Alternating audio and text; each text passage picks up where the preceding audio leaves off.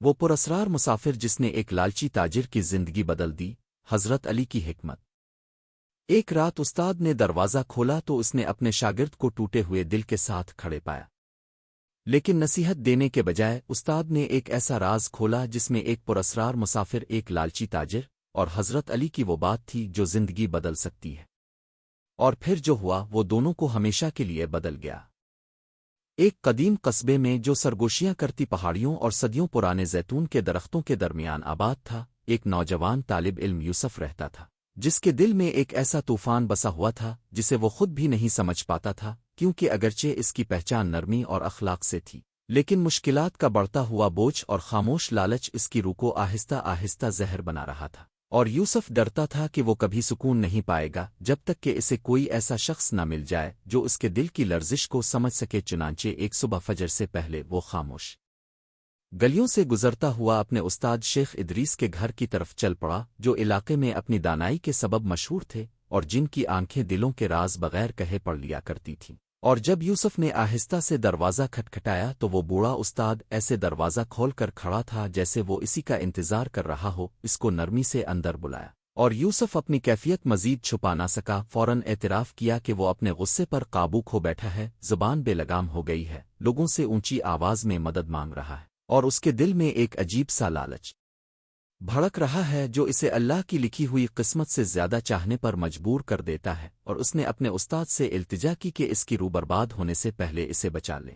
تو شیخ ادریس نے آہستہ سے سر ہلایا اور کہا کہ وہ صرف الفاظ سے نہیں سمجھائیں گے بلکہ ایک حقیقی واقعہ سنائیں گے، ایسا واقعہ جو برسوں سے ان کے دل میں قید ہے، کیونکہ اس میں راز، غم اور ایسی نصیحت تھی جو سوئی ہوئی روح کو بھی جگا دیتی ہے۔ اور یوسف خاموشی سے بیٹھ گیا۔ کمرے کی ٹمٹماتی تیل کی لیمپ کی روشنی دل کی دھڑکن کی طرح رہی تھی، اور استاد نے اپنی کہانی شروع کی کہتے ہوئے کہ برسوں پہلے جب وہ خود یوسف کی طرح جوان تھے، ان کے دل میں بھی ایک ناپاک سی خواہش تھی، اور وہ ایک ایسے گاؤں میں رہتے تھے جس پر حماد نامی ایک دولت مند تاجر حکمرانی کرتا تھا، ایسا شخص جس کا لالچ اتنا طاقتور تھا کہ لوگوں کے دل تک بدل دیتا تھا، کیونکہ حماد سمجھتا تھا کہ انسان کی قیمت صرف اس کے مال سے ہوتی ہے، اور جو کوئی اس کے پاس مدد کے لیے جاتا وہ اسے ذلیل کر دیتا تھا۔ لیکن لوگ بھوک کے خوف سے اس کے در پر آتے تھے، ذلت کے خوف سے نہیں۔ اور ایک دن اس گاؤں میں ایک اجنبی مسافر آیا جس کا لباس پھٹا ہوا تھا لیکن آنکھیں نورانی تھیں، نہ کسی کو اس کا نام معلوم تھا نہ اس کا آنا جانا، مگر وہ اس شان سے چلتا تھا جیسے اسے کسی سے کچھ نہیں چاہیے۔ اور جب حماد نے اسے دیکھا تو حیران ہوا کہ ایک غریب شخص اتنی عزت سے کیسے چل سکتا ہے، لہٰذا اس نے اسے اپنے سامنے بلایا اور تنزیہ سوال کیے کہ تم یہ پھٹے کپڑے کیوں پہنتے ہو، بغیر مقصد کیوں گھومتے ہو، اور کیا تمہیں کھانا مانگنے میں شرم نہیں آتی؟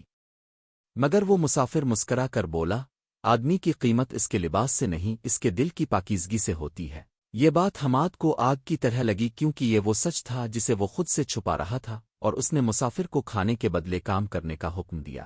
لیکن مسافر نے انکار کر دیا اور کہا کہ وہ اپنی عزت ایک پلیٹ کھانے کے لیے نہیں بیچے گا، اللہ پر بھروسہ کافی ہے۔ اور یہ بات سن کر حماد کے چہرے پر غصے کا سایہ چھا گیا۔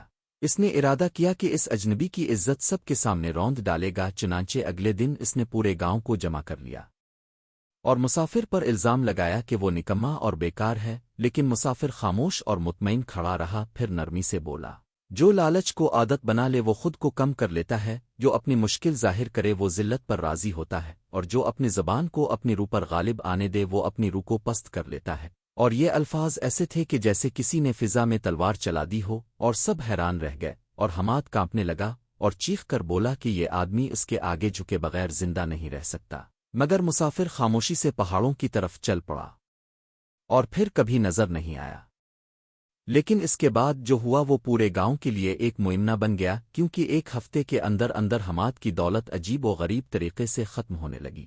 اس کا گودام جل گیا، اس کے قافلے لٹ گئے، اس کا چھپا ہوا سونا غائب ہو گیا، اور وہ سب کچھ کھو بیٹھا جس کی وہ عبادت کرتا تھا، اور اس کے ساتھ اس کی آواز بھی مر گئی۔ وہ گھمنڈی آدمی مٹی کی طرح خاموش ہو گیا۔ اور ایک طوفانی رات میں شیخ ادریس نے، جو اس وقت نوجوان تھے، حماد کو بارش میں اکیلا بیٹھا دیکھا۔ وہ سرگوشی کر رہا تھا، میں نے لالچ کے بدلے اپنی روح بیچ دی، اور وہ لمحہ ادریس کی زندگی بدل گیا، اور انہوں نے سمجھ لیا کہ اللہ مغروروں سے نعمتیں چھین لیتا ہے اور دوسروں کو ذلیل کرنے والوں کو خود ذلیل کر دیتا ہے۔ اور انہیں یقین ہو گیا کہ وہ مسافر کوئی عام آدمی نہیں تھا۔ شاید کوئی ولی، شاید اللہ کی جانب سے ایک آزمائش، شاید کوئی فرشتہ۔ کیونکہ اس کی باتیں لفظ با لفظ پوری ہو گئیں، اور برسوں تک ادریس نے اس واقعے پر غور کیا اور اپنی زندگی اسی حکمت پر گزار دی۔ اور آج وہ یوسف کو یہ قصہ اسے ڈرانے کے لیے نہیں بلکہ جگانے کے لیے سنا رہے تھے، سمجھاتے ہوئے کہ لالچ صرف مال کا نہیں ہوتا بلکہ لوگوں کی تعریف، عزت، مقام اور اللہ کی دی ہوئی قسمت سے زیادہ چاہنے کا نام بھی لالچ ہے، اور یہ دل کو اندھیروں میں دھکیل دیتا ہے اور شکایتیں لوگوں سے کرنا۔ دراصل یہ اعلان ہے کہ بندہ خالق سے زیادہ مخلوق پر بھروسہ رکھتا ہے، اور بے قابو زبان وہ آگ ہے جو عزت، رشتے اور برکت سب کو جلا دیتی ہے۔ اور یوسف کی آنکھوں سے آنسو بہنے لگے، کیونکہ اسے محسوس ہوا کہ اس کے اندر یہی تین بیماریاں تھیں: لالچ، شکایت اور بے لگام زبان۔ اور شیخ ادریس نے اس کے کندھے پر ہاتھ رکھ کر کہا کہ علاج آسان ہے مگر مضبوطی مانگتا ہے۔ قناعت اختیار کرو، مشکلات اللہ کے سامنے رکھو اور زبان کو قابو میں رکھو تاکہ روح اس کی مالک بن جائے۔ اور یوسف نے اپنے دل میں ایک روشن دروازہ کھلتا محسوس کیا، اور اس کا دل ہلکا، پرسکون اور زندہ ہو گیا، اور اس نے استاد سے وعدہ کیا کہ وہ ہمیشہ حضرت علی کے الفاظ کو چراغ بنا کر رکھے گا، اور آنے والے مہینوں میں وہ مکمل طور پر بدل گیا۔ لوگ اس کی بردباری، سکون اور وقار کی مثالیں دینے لگے، اور جب کوئی وجہ پوچھتا تو وہ نرم مسکراہٹ کے ساتھ وہی الفاظ دہراتا جو کبھی اس مسافر نے کہے تھے، وہ الفاظ جنہوں نے استاد اور شاگرد دونوں کی زندگیاں بدل دیں۔ جو لالچ کو عادت بنا لے وہ خود کو کم کر لیتا ہے، جو اپنی مشکل ظاہر کرے وہ ذلت پر راضی ہوتا ہے، اور جو اپنی زبان کو اپنی روح پر غالب آنے دے وہ اپنی روح کو پست کر لیتا ہے۔ اور یوں استاد اور شاگرد کی کہانی قصبے میں ایک خاموش روایت بن گئی، لوگوں کے دلوں میں اتر گئی، ماؤں نے بچوں کو سنائی، علماء نے محافل میں دہرائی، اور ہر اس شخص نے یاد رکھی جس نے زندگی میں کبھی جدوجہد کی، کیونکہ یہ یاد دلاتی ہے کہ اصل عزت، اصل سکون، اصل طاقت صرف اسے ملتی ہے جو اپنی روح کو قابو میں رکھتا ہے، نہ کہ دنیا کو۔ اگر یہ کہانی آپ کے دل کو چھو گئی ہے تو سوچیں کتنے لوگ اس پیغام کے منتظر ہیں۔ چینل کو ابھی سبسکرائب کریں، مزید اسلامی حکمت، دل کو جگانے والی کہانیاں اور ایمان کو مضبوط کرنے والے پیغامات کے لیے۔ ویڈیو کو لائک کریں، اسے شیئر کریں اور بیل آئیکن ضرور دبائیں، کیونکہ اگلی کہانی شاید آپ کی زندگی بدل دے۔